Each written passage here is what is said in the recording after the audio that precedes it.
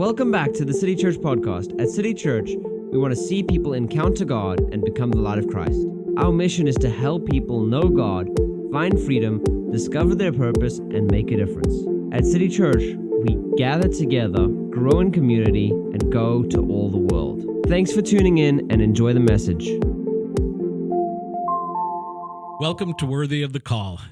This podcast is here to help you walk closely with Jesus and help others do the same, to see you and others encounter God and become the light of Christ. Amen. So far, we've talked about knowing God, walking with God, finding freedom, discovering spiritual gifts, and discovering purpose.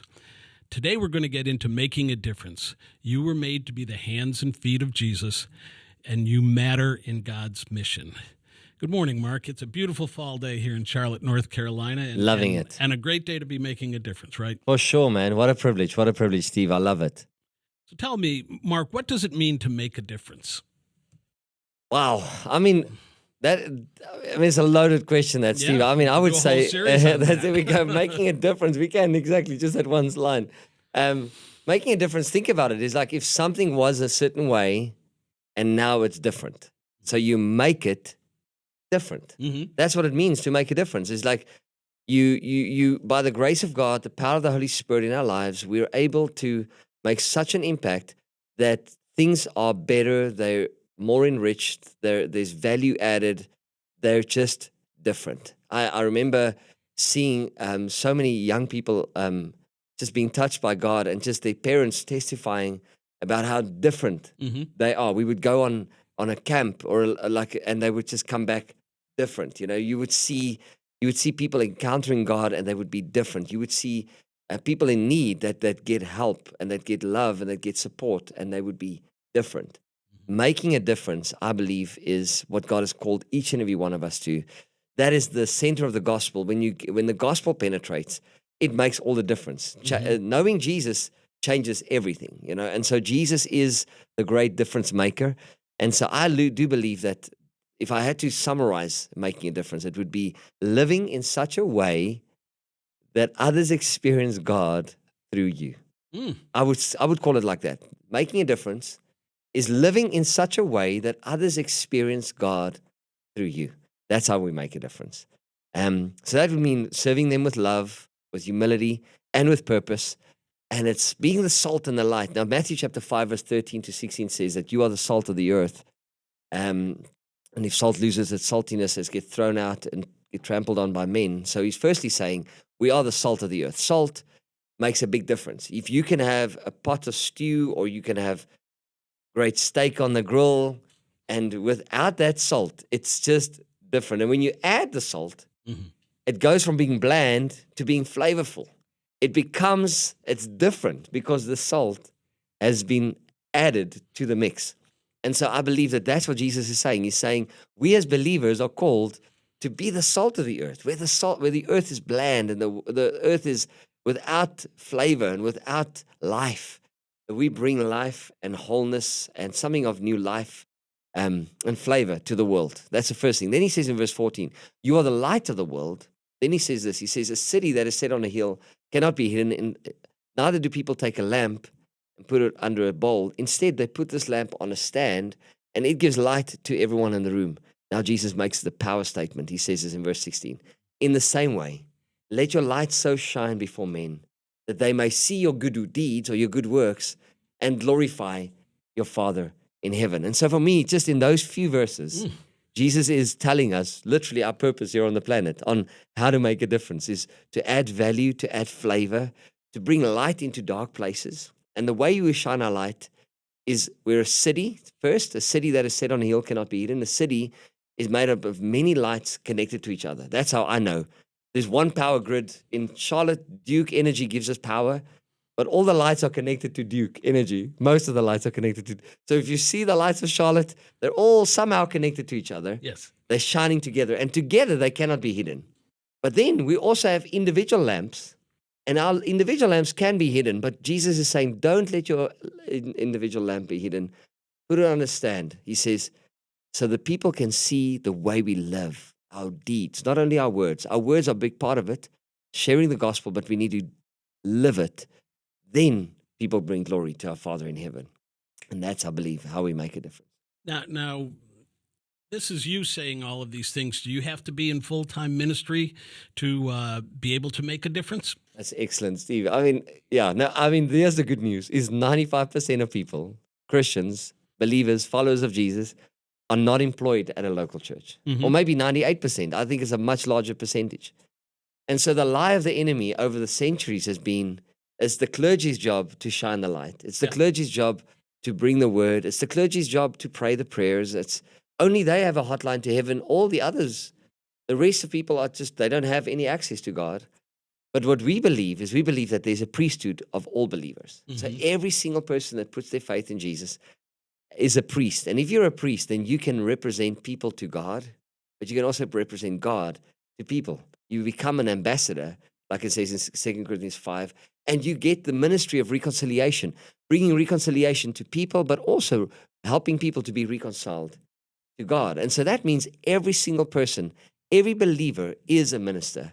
Every person that comes to church, when people leave our church, we say to them, we go and glorify God and enjoy Him forever. How do we glorify God? Through our good deeds, and then glorify our Father in heaven. And we enjoy Him. The way we do it is by enjoying Him.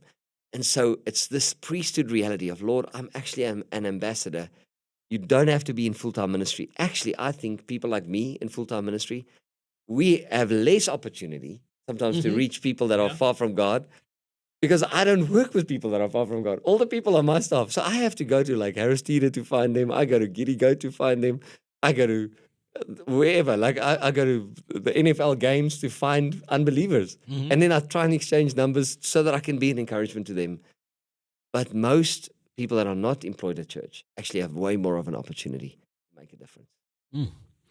So it's really about letting God's light shine through all of us, and all of us being available to do that. That's so huge. Yeah. If we're not available, Steve, that I think is the key, is really just to make ourselves available. Jesus is not looking for great ability. I believe Jesus is looking for availability. And so when we just say, Lord, here I am, like Isaiah 6, Lord, I've seen you, I know you, you've set me free, here I am, send me, use me today. And if that can be our prayer on our way to school, if that can be our prayer on our way to work, on our way to the hospital, Lord, here I am, use me. Man, oh man, this world will be a better place. What are ways that we can answer that call for the when God says to use us, and what are small ways that you can do that to impact others? Now, I want to tell a story quickly about a lady that was a teacher at a school, and she knew, so she was called by God to be a teacher, and she knew she was making a difference in those children. Like, teachers have made a massive impact in my life. So shout out to all the teachers. We love you, and we believe that you are heroes. You're one of the best missionaries in the world. But this teacher felt like God had a bigger purpose for her at her school than just her classroom. So she started going to school an hour early while no one was there. And so she would go to school an hour early and walk the hallways and just pray.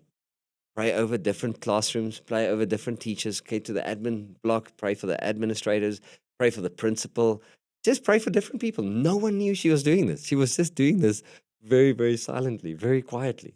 And so she did this for many months. After many months, she was like, listen, I'm not seeing any fruit on this, but I feel like I am praying for the school. And the headmaster's wife ended up standing behind this teacher while she was quietly praying. No one knew that she was praying. She was just walking and praying. And this headmaster's wife told one of the administrators that she's really facing a serious health battle, and the doctors have nothing that they can do for her. And she overheard this, and she offered to the headmaster's wife, I've just been praying, and I would love the opportunity to pray for you right now in the hallway. To trust God. God is the same yesterday, today, and forever, and I'd like to pray for you. And you know what she did? She prayed for this lady, and she went to the doctor, and she got a clean bill of health. She was completely cured. God really miraculously intervened. And it all started with someone just being willing to faithfully pray. A teacher at school faithfully prayed. It wasn't a Sunday morning. No one was playing E minor on the keyboard. There was not a super spiritual moment. It was just real, And so I think sometimes just start with small things. Pray for your family. Even if they don't know you're praying for them, pray for your friends and for your colleagues. Speak words of encouragement.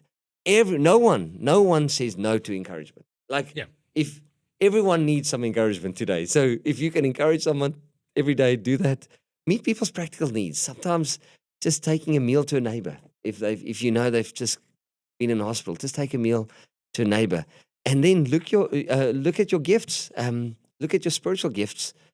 And maybe you can use some of those gifts to be able to say, Lord, I've got the gift of generosity, or I've got the gift of service, or I've got the gift of leadership. How can I use these gifts in order to be a blessing to others?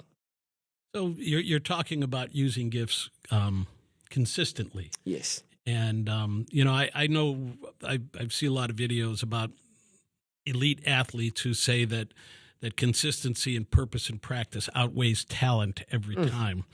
And these are people like Kobe Bryant. I mean, at the very highest part of things. So do our gifts stay sharp and focused the more we use them? That's kind of what they're talking about? Is it important to continue to do these and not just one-off? I think it's so good, Steve. I find that the more I encourage people, the more I'm fueled by it, but also the better I become at encouraging people. And the more that I'm living out my gifts of a prophetic gift, or even a gift of service, or even the gift of mercy, the more you live out the gifts, the better you become at it. And so the mistake that most Christians do is they wait for like 2 or 3 times a year and say, okay, God, use me today. And now it's maybe at a church. And then what happens is, when you never, say for instance, if you never drove a car and you just like once or twice a year, you're going to fumble, If you never cycle and you just cycle once or twice a year, you're fumbling along. But if you're consistent with that, it's the same with spiritual gifts. It's the same with our purpose and making a difference. It's every single day a little bit, and that's how we make a lot. I'm thinking of Mother Teresa. That literally made a massive difference in her lifetime, impacted millions of people, not only directly in India, but also globally by her testimonies. And she just did the little things by just handing out shoes. And it was said that her feet were very deformed because she used to wear the shoes that no one could have, the ones that did not have mates, like they were not paired. She used to wear these badly formed shoes because she gave away all the others. It's in those small things that she lived out, made a difference, and she lived out her calling. Well, I just kind of have to jump in on this. I got an opportunity to see Mother Teresa at the old Charlotte Coliseum. Wow. It was at the time the biggest Coliseum in the country, one of them, 23,000 seats in it. And every seat was taken, and the entire floor. So there were about 25,000 people, and she had been in town to bless a ministry here in town, and she spoke. And then 25,000 people saying, "Here I am, Lord," and it was chilling. Wow, it was absolutely amazing. And she was very tiny, yes, and yet she walked through the crowd, and the spotlight on her, and she rose above the crowd as she walked through. So really, that is precious, man. I wish I could have been there, man. Oh, it was absolutely amazing, and it was really something to see. But then back to our point, think about this: what you just said about her, the impact she made. Yeah. Just a small lady, just doing a little bit every day. And over time, it accumulated. The impact multiplies. In a very remote part of the world, and then her impact was global. Exactly, which is phenomenal. Well, the other side of this being globally impactful is how do we stay motivated when our results are slow? That's good, man. Firstly, we need to remember that God is not only focused on the seen, but the unseen. And so the unseen is far more valuable and more real than the seen. The unseen is eternal, it says in 2 Corinthians chapter 4. The unseen is eternal, but the seen is temporary. And so what we need to do is we need to be those that say, Lord, help me to focus on the unseen. Hebrews chapter 6, verse 10 speaks about the fact that actually there is an unseen reality in God. And so we want to be faithful, even if it doesn't look like things are happening. I've learned this. It's like sometimes you just show up. With your kids, you might not see a difference, but you just show up every morning.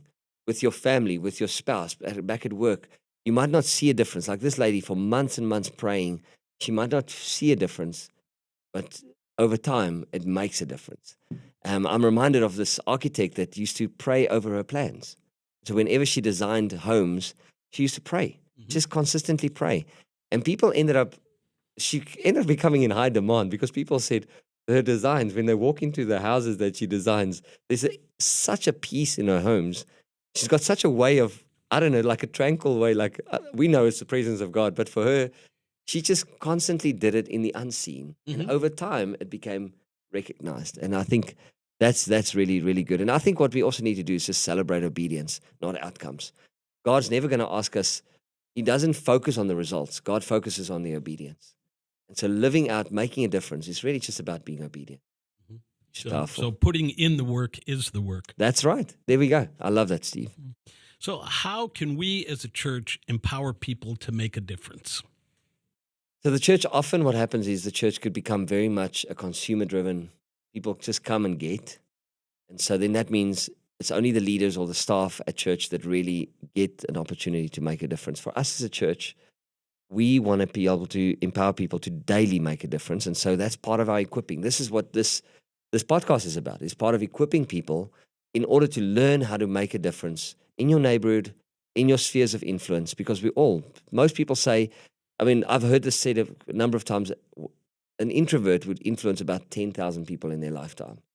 So that means that if an introvert, so imagine if we just empowered people and showed them how they can make a difference in their normal day-to-day life without being flashy, the Mother Teresa style of just being real and being humble and being true, just make a difference every day. I believe we can do that. So we need to affirm people in our church. And we also need to model servant leadership. I think too often leadership has been modeled as a title or as a position or kind of like you get promoted into leadership. No, the way for us in the kingdom, way up in the kingdom is down. Jesus didn't come to be served, He came to serve. And so if we want to empower people in our church, we need to model that heart of service that kind of like, hey, I'm here to serve others, to build others up. And then I think we need to celebrate. I'm learning that we're celebrating all kinds of impact. We as a church, we're making a difference with Foster Village. And we're also making a difference with Starmount Elementary and Room in the Inn. And we're working with Project 658 and with Meet Me at the Bridge. And so these are nonprofits in our city. We even help Neighborhood Hope. And so there are people that we are connected with that are making such an impact just to the marginalized in society and those that need help and need love. And when we give opportunities to our people, we affirm them, we encourage them to get involved in those places. I believe a lot happens. We're really big about getting people also to go to other nations. If you put them in an environment, put someone in an environment, that's how Jesus helped His disciples. He put them in environments where they had to trust Him and they had to see Him work and they had to rely on Him, but also they put their faith out, they were obedient. And then that's when they made a difference, but they changed themselves. N.T. Wright said, he says, what you do in the Lord is not in vain. Every act of love, every work of faith is part of God's future breaking. That's powerful. I love it. So we were made to make a difference, to be the hands and feet of Jesus. Amen. We are all called to let God's light shine through us for others to see God through our humility and selfless love for our fellow man, which is just what Jesus did. Right. So next time we will discuss discipleship and helping others grow. This means following Jesus and helping others follow Him in a relational, intentional journey. Until then, make a difference and keep walking worthy. Amen. Thanks for listening to our podcast. Please join us for our in-person or online celebrations at 10:30 a.m. every Sunday. City Church Charlotte is located in the Plaza Midwood neighborhood of Charlotte, North Carolina. To learn more about us, visit citychurchcharlotte.org or follow us on Facebook or YouTube. City Church Charlotte, where you're invited to encounter God and become the light of Christ.